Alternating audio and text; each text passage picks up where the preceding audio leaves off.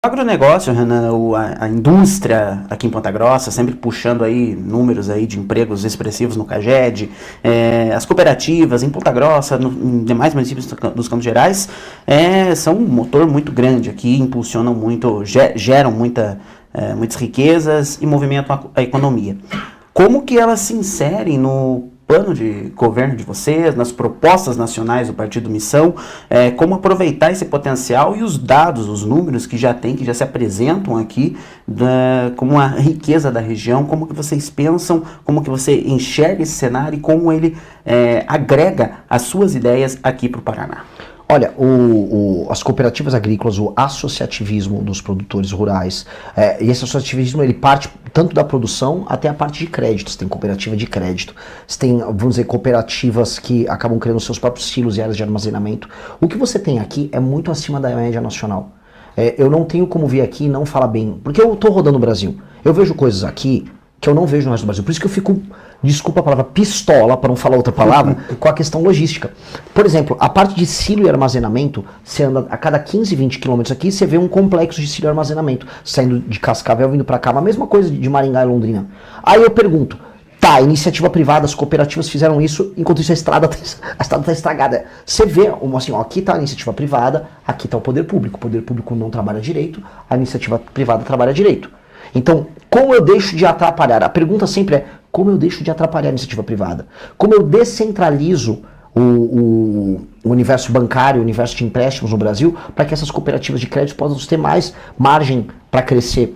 2, como eu aumento a capacidade de execução de garantias para que os empréstimos feitos por as cooperativas que tem aqui, eles possam ser bem executados? Essa é uma reclamação. Hoje, por exemplo, os juros são altos e o spread bancário é alto, também porque na hora que uma empresa de crédito, qualquer uma, empresta o dinheiro para alguém, na hora dela cobrar, se aquela pessoa não pagou, ela não consegue executar a dívida. Aí ela fala, pô, se não consigo executar a dívida, ou demora muito para executar a dívida, fica caro, então não vale a pena eu emprestar.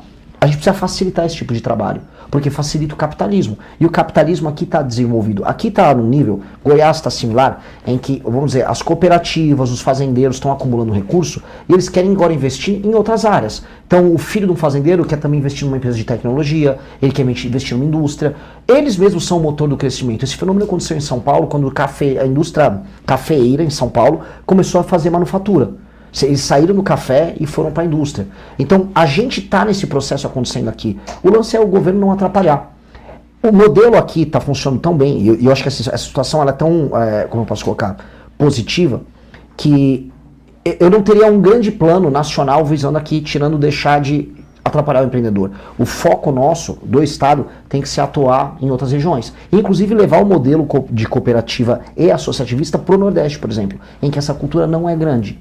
Eu estou vendo a gauchada que fez boa parte do agro, inclusive na região oeste aqui do estado, chegou lá em Luiz Eduardo Magalhães na Bahia. E lá eles estão fazendo cooperativa e está funcionando. Agora, como eles não têm essa cultura para lá, nós temos que levar empresas daqui para lá também.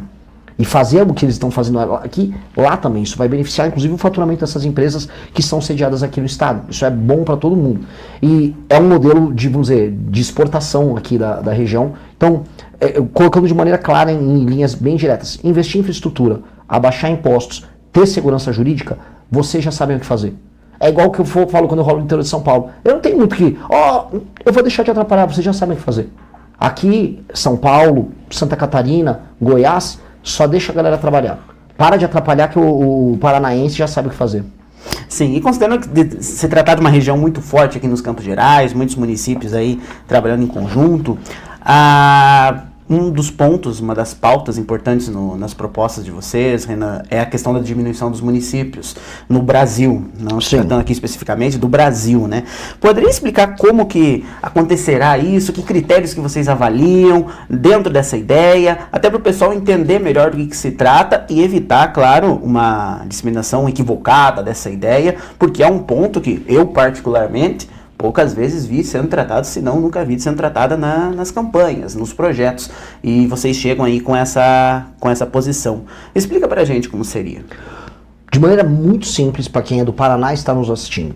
Você fala, pô, mas, sei lá, tem um familiar em Entre Rios, sei lá, tem família em municípios muito pequenos. Se é um município pequeno ele é autossustentável, ou seja, a arrecadação dele é suficiente, a população é economicamente ativa, ele vai continuar tudo normal. Agora, se existe um município que ele vive de dinheiro do Estado e da União e a população não é economicamente ativa, ele não tem que ser um município. No Paraná, o número de municípios que dependem de repasses para sobreviver é muito menor do que no Maranhão. Na verdade, nem sei se existe alguma cidade no Maranhão que é autossustentável. Estou para ver se tem. Agora, aqui no Paraná, a maior parte é autossustentável. Então, aqui no Paraná, essa é uma questão menor.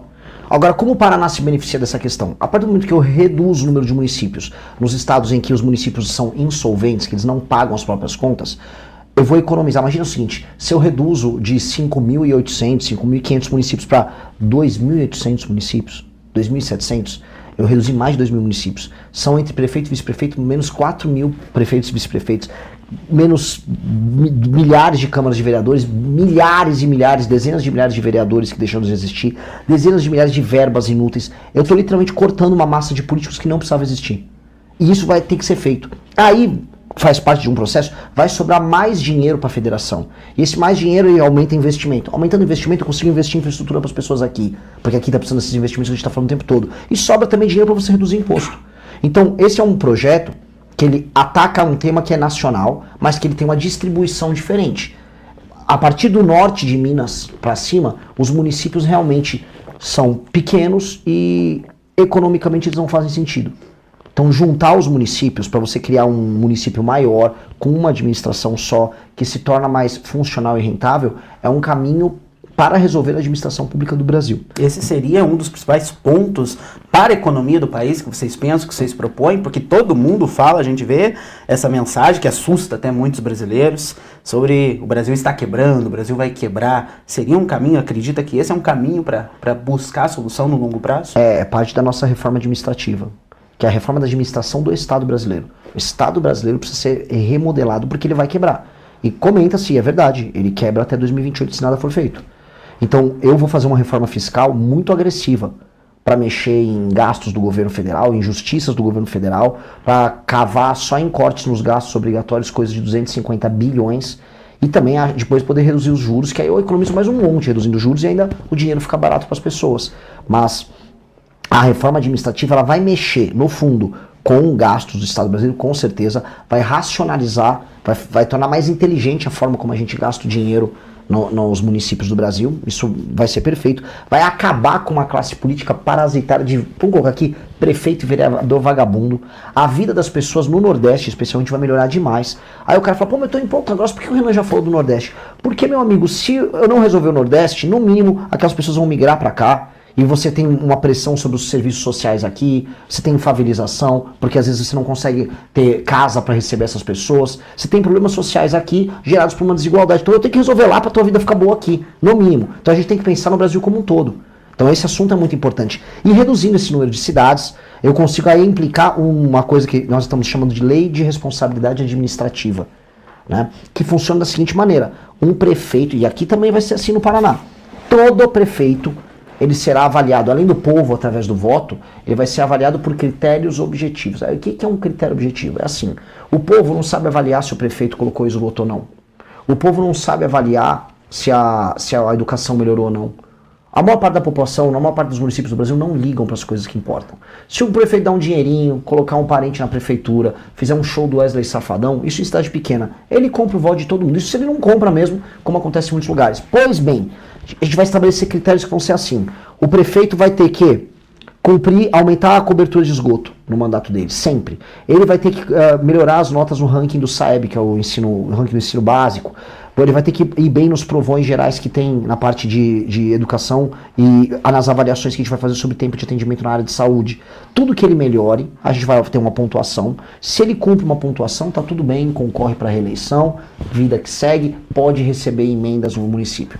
Se ele não está fazendo isso, não pode receber emenda no município, e o prefeito não pode gastar com shows, com nada supérfluo, e se ele não cumpriu no final do mandato, ele não pode concorrer, ele perde direitos políticos por 8 anos. Por quê? O entendimento nosso é, as pessoas nos municípios não estão sabendo avaliar o prefeito.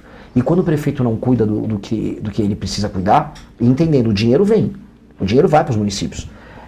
as pessoas não são atendidas. Se as pessoas não são atendidas, a vida não melhora. Aí elas vão mudar, vão para outros lugares. Então a gente precisa urgentemente fazer os prefeitos trabalharem direito, mesmo que isso custe até os direitos políticos do prefeito. Aí vai todo mundo pular, vai todo mundo rebolar, vai procurar um meio de fazer uma gestão direito, porque dá para fazer gestão decente. Dá. Assim, o dinheiro inclusive existe. O que nós temos que fazer é obrigar o político a executar isso aí, e os políticos não estão executando, especialmente nos lugares mais pobres. E como você vê, Renan, o cenário da saúde e da educação? O que você pensa? Aqui, por exemplo, no Paraná, tem tanto escala aqui local, em Ponta Grossa, como no estado também, muito se fala em terceirizações na saúde, terceirização na educação, há muitos protestos nesse aspecto. O que você pensa para essas duas áreas tão importantes aí para o nosso futuro? Não vejo problema nenhum a parte de terceirizações. Tudo que for atividade meio e não atividade fim, pode ser passível de ser terceirizado e, inclusive, podemos, e vejo com muito bons olhos, parcerias públicos-privadas, tanto na área de educação quanto na área de saúde. A gente não tem que ter medo disso, de maneira alguma. Tanto que, pense o seguinte, se uma pessoa ascende à classe média, a primeira coisa que ela faz é ter um plano de saúde e colocar o filho numa escola privada. Ou seja, quando o dinheiro vem, ela corre para o setor privado. Quem tem medo do setor privado é sindicato, do setor público, que quer trabalhar com um ritmo diferente. E essa é uma realidade que a gente vai ter que encarar. A educação no Brasil vai muito mal, os rankings internacionais mostram isso. E você, aí vai também a sua experiência na realidade. Sugiro que todo mundo converse com um menino que saiu do ensino médio, agora que veio de uma escola pública. Mal sabe falar português direito, e se botar para escrever 3 parágrafos, você vê a desgraça que é. As pessoas hoje não sabem escrever. E por quê? O Brasil se tornou um país de analfabetos funcionais. Nós fizemos escolhas muito erradas em termos de educação. Antigamente, quem está nos ouvindo, que tem mais de 40 anos, vamos botar aí, aprendeu a ler e escrever com método fônico. O método, sabe que você ia lá na escolinha, tinha os cadernos de caligrafia, A, B, B, A, Bá, Bebi, Bobu, ou Vá, Vevi, Vovu. Acabou. É uma ou outra escola que faz, e aí você tem métodos alternativos. Os métodos alternativos, eles criam dificuldades para as crianças aprenderem. E as crianças chegam com 8, 9, 10, 11 anos lendo de maneira deficitária, que são os famosos analfabetos funcionais. Então, a educação brasileira, o professor não tem autoridade na sala de aula, a gente gasta mais com o ensino superior do que com o ensino básico. A merenda na escola é uma tranqueira, a infraestrutura da escola é uma porcaria, você não tem critério de desempenho e avaliação dos professores nos municípios, tampouco dos diretores das escolas, e aí você basicamente vai largando as crianças como se elas estivessem num depósito, elas não aprendem nada, ficam com o celular na sala de aula brincando o dia inteiro, essa é a reclamação de todos os professores. O professor perdeu a autoridade sobre ela. Existe aquela famosa progressão continuada, ou seja, a criança não repete de ano, porque aí os governadores ficam fingindo que tô indo super bem aqui, meus índices são óbvio, todo mundo passa de ano, né? Não tem repetência. E aí você fica basicamente utilizando a escola só como uma desculpa para gastar um dinheiro, mas sem formar gente. A nossa lógica é mudar absolutamente tudo isso. Volta do método fônico, foco em alfabetização e matemática. Todo esse currículo maluco que botaram, então o garoto não sabe ler e escrever, mas fica estudando sociologia na escola. Que estudar sociologia na escola? O cara tem que ler, escrever, aprender matemática, português, história, geografia, biologia, física e química. É o básico. E focar muito na parte de português e matemática. Ser proficiente na própria língua. O professor tem que ter muita autoridade, inclusive para repetir o aluno de ano. Celular proibido. Redes sociais para criança, 14 anos para baixo, proibido, estritamente proibido no Brasil. Pai vai preso se o filho tiver rede social, não tem que ter isso, está destruindo a atenção das pessoas, está gerando todo tipo de enfermidade mental para as crianças e para os adolescentes. Dinheiro tem que ficar mais nas escolas básicas do que nas universidades federais, isso é óbvio, cristalino. E nós temos que criar políticas de estímulo, na seguinte linha: diretor de escola, cuja escola vai bem nos testes nacionais, ele ganha um bônus em dinheiro, professores ganham um bônus em dinheiro e a escola recebe investimento. E diretor de escola que vai mal é substituído e cai. Tem que ser assim. Alunos que vão bem e tiram notas altas nos provões, que nós vamos fazer, provões de avaliação, aluno está indo bem e tirou nota alta, família do aluno e do aluno ganham um prêmio em dinheiro. E acaba com aquele pé de meia, que dá o dinheiro para a pessoa só ir para aula. Pô, eu pensei que ir para aula era obrigação. Quer dizer que agora eu tenho que dar dinheiro para o manjo ir para aula, aí ele gasta no jogo do tigrinho no meio da aula. Isso é loucura, isso é uma insanidade. E para alunos que se destacam bastante, nós vamos tirar eles das escolas, vamos colocar nas escolas privadas mais caras, e aí esses caras vão ter condições de igualdade de participar dos vestibulares mais difíceis. E no final do ensino médio, nós vamos oferecer para todo mundo um ensino técnico de qualidade. Porque hoje, A ideia que a gente tinha na época dos nossos pais, tem quem tá numa universidade. Cara, às vezes você está no meio do curso da faculdade, esse curso já ficou obsoleto porque a inteligência artificial vai te substituir. Aquele curso nem vai existir, aquela profissão nem vai existir mais. O que a gente precisa ter? Muitos cursos técnicos muito bons. E o Brasil costuma ter curso técnico bom. Vamos ter faculdade técnica, vamos ter ensino médio técnico forte, desde a parte voltada da metalurgia, a parte fábrica, a parte agrária, a parte rural, parte de tecnologia da informação, toda a área ligada à inteligência artificial, design. Isso aí vai formando a galera pode fazer cursos diferentes para arrumar emprego rápido, que inclusive as empresas querem contratar esse tipo de profissional. Assim a gente já forma a pessoa pronta para trabalhar e ganhar dinheiro. Hoje a gente só forma pessoas que são analfabetas funcionais. Sim. E Renan, como que vocês se preparam para encarar as resistências e os desafios a essas ideias, né? Contando aí com o andamento da campanha, apresentando essas ideias, muita gente, pegar um exemplo aqui dos últimos pontos que a gente tratou das disciplinas em sala de aula, que a gente já ouviu, eu já ouvi em outros momentos da história falar, tirar sociologia, tirar filosofia, tirar essas matérias, é para cortar o pensamento, o senso crítico do aluno, contando com esse tipo de exemplo, e entre outras áreas também aqui que a gente conversou, como que você se prepara para lidar com os desafios e com os pensamentos contrários que vão surgir e os questionamentos ao longo deste ano. Poder político. Aí eu preciso juntar poder político. Porque essa discussão é uma não discussão. E se a gente ficar perdendo tempo nessa discussão, a gente não anda. O que eu quero dizer é, a pessoa tem que ser muito canalha para falar que essa massa de alunos que não está tendo, na prática, alfabetização de qualidade, ela está apta a ter um pensamento crítico sobre filosofia. E eu vou levar essa crítica aos sindicatos e à esquerda como um todo. Mas mesmo a direita, quando fala assim, o professor está ensinando marxismo na escola. Eu falo para esse direitista, cara, ele não tá, porque ele não consegue. O máximo é que aquela pessoa vai aprender uma lacração ou outra. O aluno está saindo da classe sem falar português. Aquele aluno não vai virar um marxista, não. Aquele aluno só, coitado, está perdido na vida. Ele é uma alma desperdiçada ali, porque ele de fato não aprendeu os fundamentos. Né? Falar que aquela pessoa vai ficar estudando Durkheim, sociologia, não, eu vou ver agora para os neoplatônicos, não, eu quero os pitagóricos, não vai aprender isso, ele nem sabe do que ele está falando, ele está no celular no meio dessa... As coisas são muito básicas. É como se eu pedisse para participar do UFC um aluno que está na faixa branca de karatê. Ele, coitado, está aprendendo uns movimentos de karatê, eu não vou botar ele no UFC. Isso é com os alunos nossos, eles estão na faixa branca em termos de alfabetização. Então, essa discussão que a esquerda fica trazendo, os sindicatos dos professores ficam trazendo, é ridículo. Estão gerando uma reserva de mercado para que pessoas formadas nas universidades humanas possam arrumar um emprego no setor público. É isso. É pura e simplesmente reserva de mercado para a turma deles trabalharem. O que a gente tem que focar é o que é prático para eu tirar aquele aluno quando sair da escola e colocá-lo direto num lugar de trabalho, uma vaga de trabalho, com uma pessoa capaz e eficiente e sem enrolação. O que a gente está formando hoje é um exército de pessoas que estão despreparadas para a vida. Completamente despreparados. E aí a gente paga um preço por isso. Então a nossa produtividade é mais baixa, a nossa capacidade de gerar riqueza é mais baixa, a nossa capacidade de atender a demanda por empregos de qualidade também é baixa. Então, não está funcionando. E eu vou ter que ter poder político. Poder político não vai ficar tendo essas discussões inúteis, porque essas discussões que eles fazem são, vamos dizer, palavras no vento. Eu tenho que ter poder político, gerar maioria no Congresso e passar. Porque a razão está do nosso lado.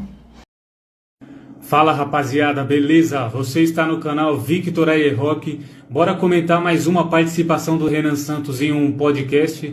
Bora comentar aí mais uma entrevista magnífica do nosso presidenciável preferido. E a primeira coisa que eu queria comentar com vocês aqui foi o Renan Santos ter falado sobre o professor não ter autoridade em sala de aula e a escola se tornar um depósito. Meu irmão, tá aqui uma das coisas mais bizarras, mais deprimentes, mais tristes que acontecem nesse país aqui. Irmão, professor não tem autoridade nenhuma em sala de aula, professor apanha em sala de aula, é aluno que sobe em cima da carteira para ficar dançando funk, aluna que vai pelada pra sala de aula. Irmão, isso aqui é loucura, principalmente no período noturno. É aluna que vai seminua pra escola, aluno que fuma erva maldita dentro de sala de aula, no banheiro da escola, é tráfico na porta da escola. Irmão, assim, uma das piores coisas. Por que um dos motivos do Brasil ser essa merda que é atualmente é justamente o fato dos nossos alunos serem formados nesses lugares. Os alunos, o futuro do Brasil, o chamado futuro do Brasil, que são as crianças, olha o ambiente que essas crianças são formadas, olha o ambiente que essas crianças crescem. Não existe um futuro diferente disso. Se as crianças crescem nesse tipo de ambiente, se as crianças crescem vendo esse tipo de coisa, vou falar um negócio pra você aqui. O lugar que eu aprendi mais coisas feias foi justamente na escola. Os seus pais, a sua mãe, manda você pra escola para você aprender algo útil, para você virar gente na escola, para você ser educado, para você aprender coisas legais, e você aprende um monte de coisa que não presta em sala de aula, cara. Essa é uma realidade, é uma grande realidade. Tipo assim, o que você aprende de ruim na escola? Irmão, você aprende com outros alunos coisas que você jamais deveria aprender, por exemplo. Sei lá, sites pornográficos. Você aprender a acessar sites pornográficos. Existem estudos alarmantes no Brasil de crianças, hoje em dia, crianças já estão tendo acesso à pornografia com 5, 6 anos de idade, 7 anos de idade, na escola, irmão. Na escola, isso está acontecendo na escola. Você cria seu filho com toda a atenção do mundo. Você não deixa ele ficar em redes sociais, você não deixa ele com o celular na mão. Você cuida do seu filho, mas você manda ele para a escola e adivinha só, na escola, na sala do seu filho, tem um moleque que é virado no demônio. Tem um moleque que é encapetado. E esse moleque vai mostrar coisas para o seu filho que você jamais imaginaria. E aí seu filho volta para casa sabendo um monte de imundícias. Um monte de impureza. Entendeu? Cara, isso acontece. Não adianta tapar o sol com a peneira. Você manda seu filho para a escola, ele volta para casa sabendo o nome de droga, sabendo o nome de arma, sabendo acessar sites pornográficos. É um negócio terrível. É um negócio terrível. Isso acontece. As nossas escolas estão completamente tomadas, cara.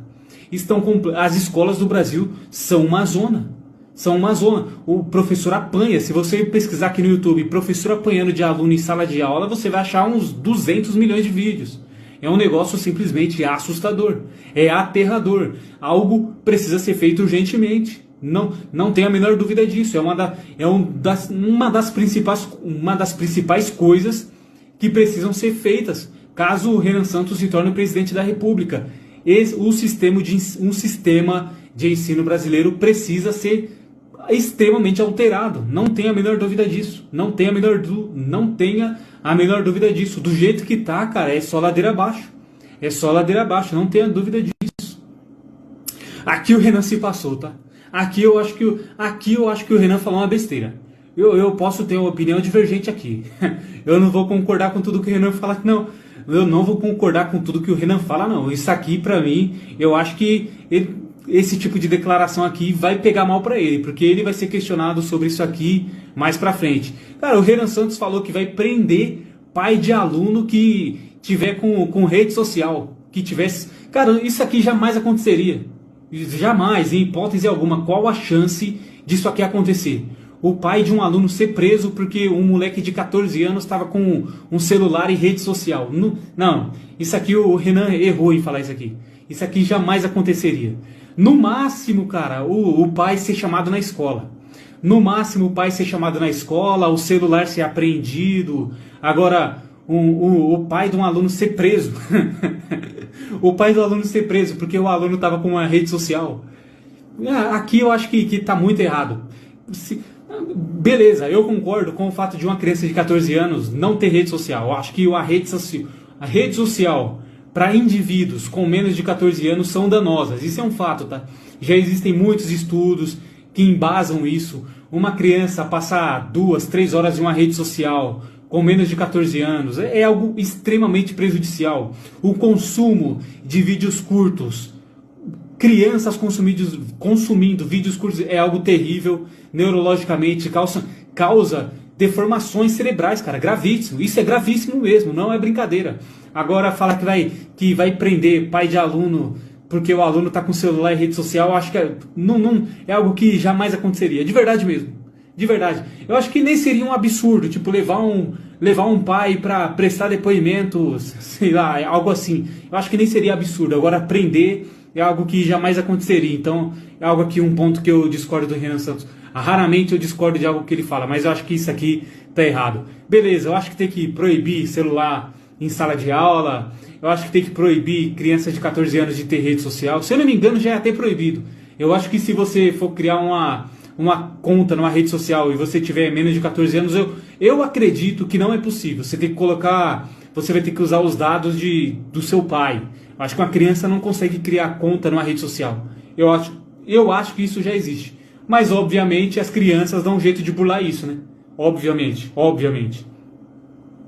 Outra coisa que o Renan falou foi política de estímulos. Professores, diretores e os melhores alunos receberem prêmios em dinheiro. Cara, isso aqui é simplesmente genial. Isso aqui é muito bom. Porque, de fato, é uma política de estímulo. Você vai estimular o aluno que já é bom melhorar. E o aluno que é ruim, ele vai se esforçar para melhorar um pouquinho, entendeu? Para ele ganhar um cascalhozinho, para ele ganhar um dinheirinho. Isso aqui é algo muito bom. É algo bom. Eu enxergo isso aqui como algo maravilhoso. Na verdade, em um país mega desenvolvido, por exemplo, a China, eu acho que isso não existe. Não existe política de estímulo na China, porque lá é outra coisa, né? É outro mundo. Mas aqui no Brasil, cara, eu acho que isso seria necessário sim. No Brasil isso seria necessário. Nos Estados Unidos eu tenho certeza que isso não existe. Prêmio em dinheiro para os melhores alunos, para os melhores diretores de escolas, para os melhores professores. Eu acho que isso não existe em outros países. Mas aqui no Brasil, dada a nossa situação, nós estamos num lugar tão ruim. O Brasil se enfiou num lugar tão ruim, mas tão ruim, que eu acho que essa é uma alternativa viável para você incentivar um aluno a deixar de ser vagabundo, entendeu? Eu acho que é uma alternativa viável, dado a situação que nós estamos hoje. Cara, você tem que estimular o aluno de alguma forma. Você tem que estimular o diretor, o professor de alguma forma. E um prêmio em dinheiro, eu acho que é uma cenourinha, sabe a cenourinha do burro? Você colocar a cenourinha na frente do burro para ele caminhar mais rápido. Eu acho que não é o melhor dos mundos, não é. Eu acho que o aluno ele tem que se sentir incentivado por uma carreira. Ele querer ter uma carreira, querer ser alguém na vida, querer construir algo de relevante, querer fazer algo de relevante para o mundo. Eu acho que esse tem que ser o estímulo, entendeu? Mas isso aqui é para país mega desenvolvido, né, cara? Eu acho que você tentar convencer o aluno de que esse tem que ser o objetivo dele numa sala de aula e não querer ganhar um prêmio em dinheiro, eu acho que está bem distante. Talvez um dia nós consigamos colocar na cabeça de um aluno, de um diretor, de um professor, que o objetivo tem que ser esse, entendeu? Construir algo de relevante para a sociedade. Mas na situação que nós nos encontramos atualmente, eu acho que um prêmio em dinheiro eu acho que ajuda bastante, é um estímulo muito interessante. Então concordo completamente com essa pauta do Renan Santos, com isso que ele falou aqui. Outra coisa que o Renan falou, na verdade o Renan foi perguntado sobre a oposição às suas ideias e ele respondeu: juntar poder político porque a razão está do nosso lado. Isso aqui é um fato, tá? Não tem a menor dúvida que o Renan vai receber muita oposição. Cara, as ideias do Renan Santos não serão aceitas de forma alguma. As ideias dele são muito disruptivas, são muito diferentes. É muito fora do convencional, do padrãozinho. Cara, se o Renan Santos ele vai ter que de fato acumular poder político para conseguir colocar em prática tudo aquilo que ele pretende colocar. Se ele não acumular poder político, essas ideias não sairão do papel. Você entendeu? Ele vai ter que trazer pessoas poderosas para o lado dele para que essas coisas sejam colocadas em prática. E quando ONGs, uma ONG de direito humano, isso aqui eu digo para tudo, tá? Todas as ideias do Renan Santos. Uma ONG de direitos humanos considerou truculenta a ação da polícia. Dane-se. Ação organização de direitos humanos, ONGs, dane-se, simplesmente dane-se. Então, você só consegue fazer isso juntando poder político, entendeu? Cagar para a opinião de quem não aceitar as propostas do governo, e é isso. Porque se o Renan Santos ganhar para a presidência, vai ser um recado claro. Vai ser um recado claro da população. Nós queremos isso, E, cara, não existe essa do poder judiciário, da elite se levantar, quem gosta de se levantar bastante quando tem algum tema assim mais duro, por exemplo, contra o crime organizado, é a OAB, né? Esses caras gostam de se intrometer, é impressionante. É impressionante, tomado por esquerdista. É tomado por esquerdista. Não, eles não podem ver nada de útil sendo colocado em prática, que eles se levantam para querer protestar, que isso não dá certo. Cara, o Brasil ele tá permeado de pessoas desse jeito. Permeado. É algo útil querer ser colocado em prática, que eles se levantam para dizer que tá errado, porque fere o direito não sei o que, porque é inconstitucional. Mandar esse pessoal tudo pra casa do chapéu, entendeu? Mas é como o Renan disse, só consegue fazer isso juntando poder político, e é algo que eu acredito que ele vai conseguir. Ele vai conseguir. Ele vai conseguir. Ele vai trazer muita gente com um cacife político pro lado dele. Não tenho a menor dúvida disso. Eu não tenho a menor dúvida disso. Rapaziada, eu gostaria de comentar aqui, finalizando os comentários a respeito do Renan Santos. Eu tava mergulhando, eu tava navegando aqui pelo YouTube, eu me deparei com esse vídeo aqui. Eu vou falar pra você, eu dei risada com esse vídeo aqui, viu? Nossa senhora, eu dei risada. Eu sugiro que você entre aqui no YouTube e pesquise esse título aqui, ó.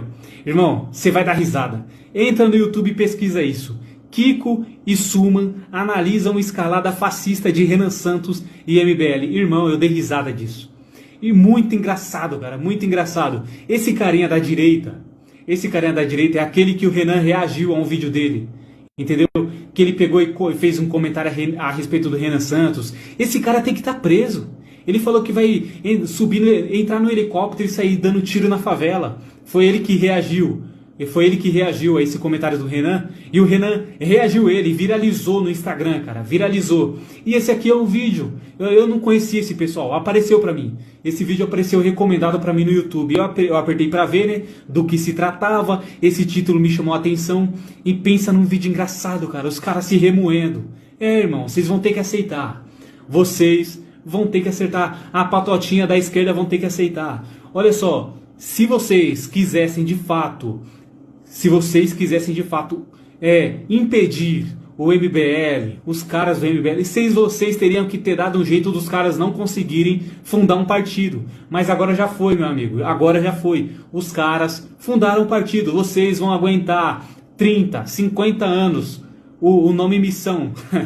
O nome MBL, a sigla MBL, o Partido Missão. Vocês vão ter que aguentar esse nome por muitos e muitos anos, muitas e muitas décadas.